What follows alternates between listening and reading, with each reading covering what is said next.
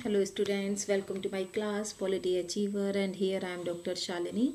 और आज की क्लास में हम बात करेंगे अपॉइंटमेंट्स बाय प्रेसिडेंट के बारे में।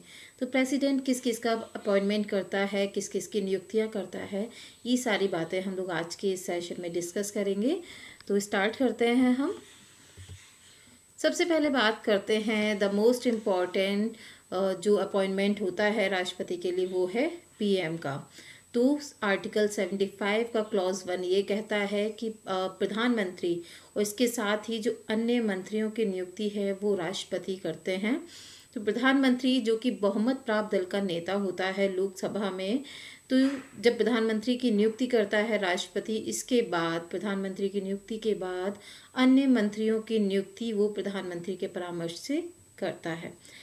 इसके बाद हम बात करते हैं आर्टिकल 76 की, जो ये कहता है कि भारत का राष्ट्रपति महान्यायवादी की नियुक्ति करता है, यानी कि अटॉर्नी जनरल। जब भी राज्यों के बीच में डिस्प्यूट्स होते हैं या फिर राज्यों का स्टेट सेंटर गवर्नमेंट के साथ डिस्प्यूट्स होते हैं, तो यहाँ पर अटॉर्नी जनरल या फिर एडवोकेट जनरल, ये दोनों जो व्यक्ति हैं ये बहुत इंपॉर्टेंट हो जाते हैं। तो महान्यायवादी जो कि सेंट्रल गवर्नमेंट के एक वकील के तौर पर काम करते हैं, और जितने भी विवाद होते हैं तो भारत सरकार की तरफ से वो वहाँ रिप्रेजेंट उनको करते हैं। तो नेक्स्ट पर हम आते हैं। आर्टिकल 124 का क्लॉज 2 ये कहता है सुप्रीम कोर्ट के जितने भी न्यायाधीश होंगे तो फाइनली जो उनका अपॉइंटमेंट होता है वो राष्ट्रपति के द्वारा ही किया जाता है। कोलेजियम के थ्रू इनकी नियुक्ति होती है, ठीक है, लेकिन कोलेजियम के बाद भी राष्ट्रपति के परामर्श से ही वो नियुक्त किए जाते हैं। देन आर्टिकल 148 कहता है कि कैग यानी कि कंट्रोलर एंड ऑडिटर जनरल, नियंत्रक एवं महालेखा परीक्षक, इनका जो अपॉइंटमेंट है ये भी राष्ट्रपति ही करते हैं। जितना भी लेखा जोखा होता है सेंट्रल गवर्नमेंट का, उसको ये देखते हैं। जितने भी खर्चे होते हैं, व्यय हैं, मदें हैं, ठीक है, ये सारी चीज़ें इनको देखनी होती हैं। तो यहाँ कैग की भी बात हो गई। नेक्स्ट स्लाइड पर आते हैं। देन अब बात करते हैं आर्टिकल 155 की, जो कि ये कहता है कि किसी भी स्टेट में अगर वहाँ गवर्नर अपॉइंट हो रहे हैं, गवर्नर की नियुक्ति हो रही है, तो वो प्रेसिडेंट के थ्रू होगी। प्रेसिडेंट ही उनको नियुक्ति करते हैं। तो यहाँ एक चीज़ हमें ये दिखाई देती है कि सेंट्रल गवर्नमेंट का इन्फ्लुएंस स्टेट में बना रहता है, क्योंकि जो गवर्नर होते हैं, जो राज्यपाल होते हैं, वो सेंट्रल गवर्नमेंट के एक एजेंट के तौर पर स्टेट में काम करते हैं।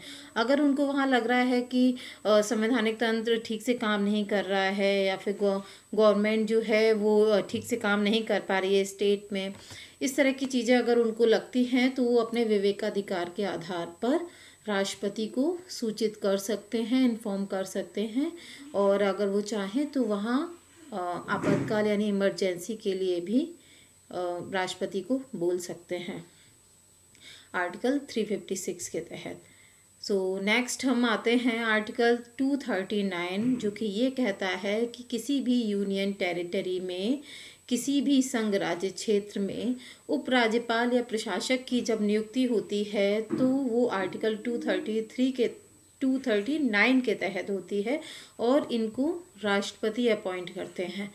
अगर किसी राज्य के राज्यपाल को उसके पास के किसी भी यूटी का या किसी अदर यूटी का प्रशासक या उपराज्यपाल बनाया जाता है, मंत्रिपरिषद के प्रभाव में आए बिना वो वहाँ का शासन चलाता है, ठीक है।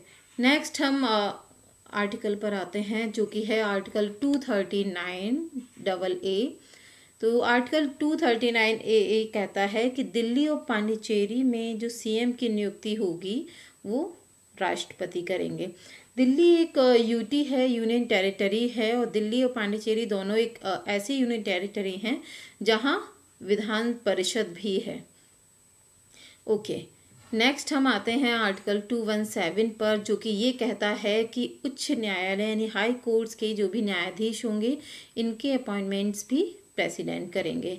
अब जो प्रेसिडेंट होते हैं वो हाई कोर्ट के न्यायाधीशों की नियुक्ति करते हैं और अंतिम जो परामर्श होता है वो प्रेसिडेंट का ही होता है।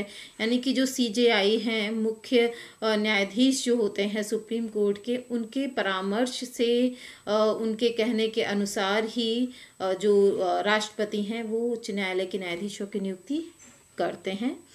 देन आर्टिकल 280 कहता है कि केंद्रीय वित्त आयोग जो है इसके अध्यक्ष और सदस्यों की जो नियुक्ति है वो भी प्रेसिडेंट करते हैं। देन नेक्स्ट स्लाइड पर आते हैं।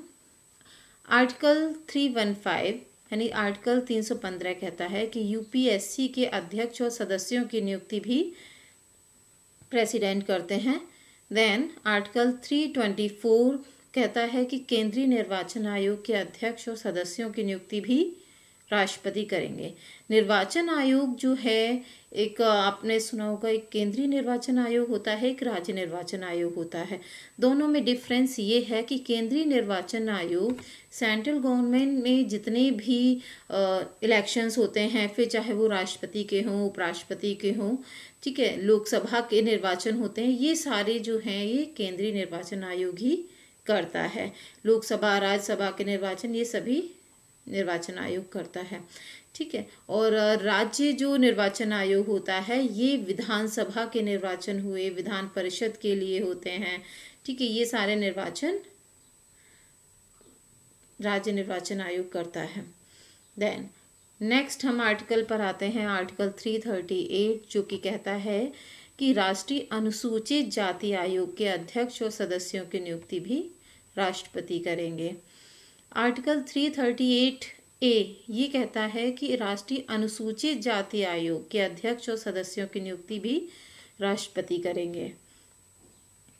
देन आगे हम बात करते हैं राष्ट्रीय पिछड़ा वर्ग आयोग के बारे में, जिसके बारे में आर्टिकल 338 बी में कहा गया है, और ये कहा गया है कि राष्ट्रीय पिछड़ा वर्ग आयोग के जो अध्यक्ष हैं और सदस्य हैं इनकी नियुक्ति भी राष्ट्रपति ही करेंगे। इसके अलावा ये तो रहे कुछ संवैधानिक जो आयोग रहे हैं, संविधान में जिनका उल्लेख मिलता है, उन सभी का जिक्र किया हमने। देन इसके बाद कुछ अदर जो ऑर्गेनाइजेशंस हैं, कुछ अदर जो आयोग बनाए गए थे जो संसदीय विधि के तहत बनाए गए हों या फिर अदर तरीके से गैर संवैधानिक तरीके से बनाए गए हों, इनके बारे में हम बात करते हैं। तो राष्ट्रीय मानवाधिकार आयोग, राष्ट्रीय महिला आयोग, राष्ट्रीय अल्पसंख्यक आयोग, केंद्रीय सूचना आयोग, सतर्कता आयोग, राज्य में केंद्रीय विश्वविद्यालय के कुलपति, इन सभी के जो अपॉइंटमेंट्स हैं वो भी इंडिया के प्रेसिडेंट ही करते हैं। तो आज के लिए हम लोग इतना ही रखते हैं। आई होप सो वीडियो पसंद आया होगा, और पसंद आया है so like and subscribe and keep watching my videos. So thank you so much, bye bye.